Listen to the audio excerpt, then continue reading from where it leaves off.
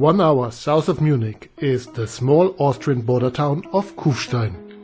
The only question is Kufstein worth a day trip? To make a long story short, probably not. But you should definitely make a stop if you are on your way to Innsbruck or even to Italy via the Brenner Pass, or on the way to Munich from there. Because Kufstein is in a really picturesque location, crossed by the Inn River, surrounded by mountains and overlooked by a mighty fortress. The Kufstein area was already settled in the Stone Age. After the Romans secured the strategic area, it passed into the hands of the Duchy of Bavaria in the early Middle Ages. Since then, the ownership of Kufstein has repeatedly changed hands between Bavaria and Tyrol. Sometimes it was a wedding gift, most of the time ownership disputes were settled by war. Under Napoleon it belonged to Bavaria for the last time, since then to Austria. Due to its strategic position, the fortress of Kufstein also towers above the town. It was mentioned as early as 1205 and has been continuously expanded ever since. The fortress was never the seat of a noble family, but always had a military character. Today you can visit the fortress, however the entrance fee is €13.50, which I found a bit steep. But well, you have to preserve such old walls. To climb the fortress you can either walk or, like me, take this little cog railroad. Once I reached the top, I climbed to the highest tower. The Austrian Habsburg monarchy set up a prison here after the Napoleonic Wars. Liberals and supporters of the French Revolution were imprisoned here, as well as Hungarian nationalists who fought for a free Hungary. Here you can learn a lot about the inmates and the everyday prison life.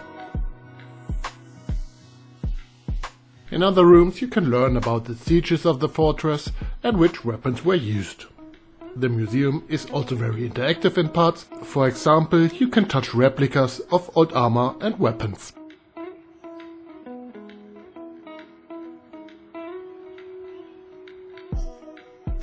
There are also some creepy rooms where you can learn more about medieval torture methods.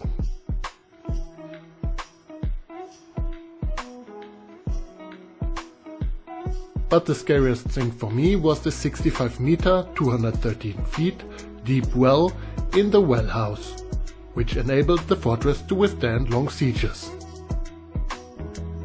Today the fortress is also used as an event venue, hosting Christmas markets, concerts and nights festivals. Down in the small town I took a look at St.Vitus Church. The Gothic building from the 13th century exudes a beautiful Alpine charm.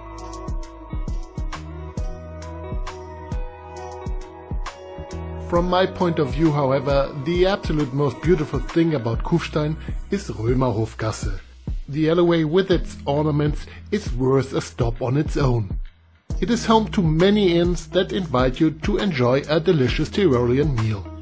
The most famous of these is the Auracher Löchl, where Karl Ganser is said to have written the Kufstein-Lied, Kufstein's unofficial hymn.